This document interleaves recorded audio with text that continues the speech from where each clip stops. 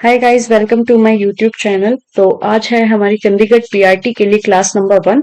इस सीरीज में हम पेडागोजी को कवर करेंगे। जो भी हमारी चंडीगढ़ पीआरटी का सिलेबस है उसके अंदर जो हमारी पेडागोजी है वो 15 मार्क्स की है। तो इस चैनल पर आपको अब जितने भी पेडागोजी के इंपॉर्टेंट टॉपिक्स है जो चंडीगढ़ पीआरटी में पूछे गए थे और अब आगे पूछे जाएंगे, उन सबकी थ्योरीज को हम यहाँ पर कवर करेंगे। तो चलिए शुरू करते हैं आज की हमारी क्लास नंबर 1। आज का हमारा टॉपिक है Edgar Dale's theory. Edgar Dale theory, इस थ्योरी का नाम क्या है? Cone of experience. तो एडगर डेल ने एक थ्योरी दी जिनका नाम उन्होंने रखा कोन ऑफ एक्सपीरियंस, और ये थ्योरी उन्होंने हमें 1969 में दी थी। और कोन ऑफ एक्सपीरियंस थ्योरी का दूसरा नाम है लर्निंग पिरामिड। इसमें इन्होंने एक पिरामिड के द्वारा हमें समझाया कि कैसे कितनी लर्निंग होती है हमारी। एडगर डेल ने ऑडियो विजुअल एड्स के बारे में सबसे पहले हमें बताया, और अगर हमसे क्वेश्चन पूछा जाए कि ऑडियो विजुअल एड्स का फादर कौन है, तो हमें वहां पर मार्क करना है एडगर डेल। ये क्वेश्चन हमसे बहुत ज्यादा चांसेस है कि पूछा जाएगा ही जाएगा। और ऑडियो विजुअल एड्स के बारे में उन्होंने बात किसमें की? उनकी एक बुक जिसका नाम है audio visual methods in teaching. तो इस बुक के बारे में भी हमसे पूछ सकते हैं कि ये बुक किसने लिखी थी। तो audio visual methods in teaching लिखी है एडगर डेल के द्वारा। और ऑडियो विजुअल एड्स जो हम हमारी टीचिंग में जिसका सबसे ज्यादा यूज करते हैं बच्चे को चीजें समझाने के लिए, इसका कंसेप्ट पहली बार हमें एडगर डेल ने दिया था। अब हम देखते हैं थ्योरी को, कोन ऑफ एक्सपीरियंस की थ्योरी जिसका नाम है लर्निंग पिरामिड। तो उसको हम देखते हैं। ये एक पिरामिड आपको शो हो रहा है। इसके अंदर हमें बताया गया कि क्या चीज करने से हमारे को कितना फायदा मिलता है। अब हम भी एक स्टूडेंट्स हैं, हम भी हमारे एग्जाम के लिए प्रिपरेशन कर रहे हैं। तो इस थ्योरी के जरिए हम हमारे लिए भी देख सकते हैं कि भाई हमें रीडिंग करने से कितना फायदा है, सुनने से कितना फायदा होगा, देखने से कितना फायदा होगा। तो ये सारी बातें इन्होंने की। तो अगर हम रीडिंग कर रहे हैं, सिर्फ हम बुक्स से पढ़ रहे हैं, तो हमें 10% ही उसका याद रहेगा, ओनली 10%। सिर्फ रीड कर हम 10% हमारे दिमाग में उसको रिटेन कर सकते हैं।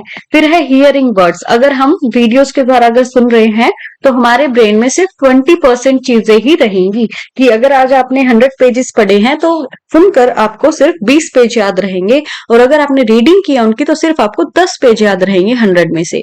सीइंग, अगर आप देख रहे हैं, जैसे ये वीडियो, इसमें आप सुन भी रहे हैं और देख भी रहे हैं, तो आपको कितने परसेंट होगा देखने से? देखने से आपको 30% याद रहेगा। कि अगर हम टीचिंग एड्स के बारे में पढ़ाई कर रहे हैं, एक तो आप रीड करोगे, अगर आप बुक से रीड कर रहे हो तो आपको सिर्फ 10% याद रहेगा। अगर आप किसी से सुन रहे हो कि टीचिंग एड्स क्या होता है, तो सिर्फ आपको 20% याद रहेगा। और जब आप उनको देखते हो तो आपको 30% याद रहेगा। अब है watching a movie, seeing it done on location. तो वॉचिंग अ मूवी का मतलब क्या है? जैसे आप ये वीडियो देख रहे हैं तो इसमें आप पढ़ भी रहे हैं, साथ में सुन भी रहे हैं, देख भी रहे हैं। तो इसमें आपको 50% तक याद रहेगा जो भी आपने देखा या सुना। और अगर हम मान लीजिए कि ताजमहल के बारे में पढ़ रहे हैं, और अगर हम वहां पर उस लोकेशन पर जाकर उसको समझने की कोशिश करते हैं और वहां पर जाकर उसको एक्सप्लोर करते हैं, तब भी हमें 50% याद रहेगा जो भी हमने सीखना था। Participating in a decision giving a talk. तो जब हम किसी डिस्कशन में बैठते हैं, किसी के साथ डिस्कस करते हैं किसी टॉपिक पर, या फिर किसी से कोई बात करते हैं किसी टॉपिक पर, अपनी राय रखते हैं, दूसरों से सुनते हैं, तो उसमें हमें 70% याद रहेगा। उस टॉपिक के बारे में हमें 70% तक रिटेंशन मिलेगी।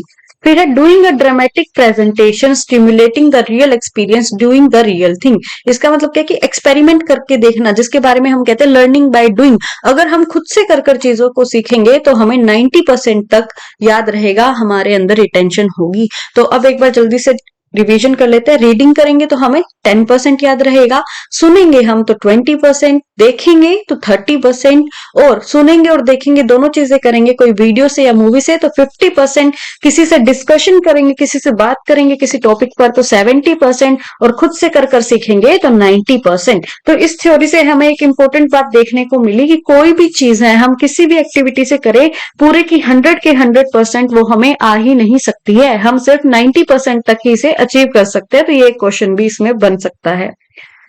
आगे है the cone was originally developed in 1946। ऊपर हमने क्या देखा था कि ये थ्योरी इन्होंने हमें कब दी थी? 1969 में।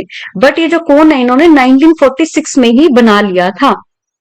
और इससे उन्होंने अलग अलग तरीके के लर्निंग एक्सपीरियंसेस के बारे में हमें डिस्क्राइब किया है कि हम कैसे कैसे लर्न करते हैं और कितना रिटेन कर पाते हैं। रिटेंशन क्या होता है कि कितना उसे हमारे दिमाग में रख पाते हैं, कि कल तो आपने रीडिंग कर ली बट एग्जाम में आप जितना लिख पाओगे वो होगी आपकी रिटेंशन पावर। तो इसके बारे में इन्होंने हमें समझाया। अब जो एडगर डेल का ये जो लर्निंग एक्सपीरियंस है, इसके अंदर इन्होंने किसकी बात की, डायरेक्टनेस टू इनडायरेक्टनेस और कॉन्क्रीटनेस टू एब्स्ट्रैक्ट, जो कि हम हर एक थ्योरी में देखते हैं कि लर्निंग एक्सपीरियंस इस तरीके से इन्होंने अरेंज करा कि डायरेक्ट मेथड से हम इनडायरेक्टनेस की तरफ जा रहे हैं और कॉन्क्रीट से हम एब्स्ट्रैक्ट की तरफ जा रहे हैं। इसके अंदर दो और इंपॉर्टेंट पॉइंट्स हैं कि जो हमने यहां तक के टॉपिक्स कवर करे कि रीडिंग, हियरिंग, सीइंग और वॉचिंग, ये किसके अंदर आ रहा है, ये पैसिव लर्निंग के अंदर आ रहा है। यहाँ पर हम एक्टिव नहीं है, हम सिर्फ पढ़ रहे हैं और हमारा काम खत्म है। लेकिन जहां पर हम डिस्कशन कर रहे हैं और जहां पर हम चीजों को खुद से ही कर देख रहे हैं, एक्सपेरिमेंट कर रहे हैं, तो वहां पर हम एक्टिव पोजीशन के अंदर है। और चाइल्ड को हमेशा एक्टिव पोजीशन के अंदर ही रहना चाहिए कि भाई चाइल्ड की जो भी लर्निंग होगी वो एक्टिवली होनी चाहिए। तो ये थी हमारी एडगर डेल की थ्योरी। अगर आपको कोई भी क्वेरी है तो आप कमेंट सेक्शन में जाकर मुझसे क्वेश्चंस पूछ सकते हैं। और ऐसी ही हेल्पफुल वीडियोस के लिए प्लीज मेरे चैनल को सब्सक्राइब कीजिए, वीडियो को लाइक कीजिए। Thank you so much.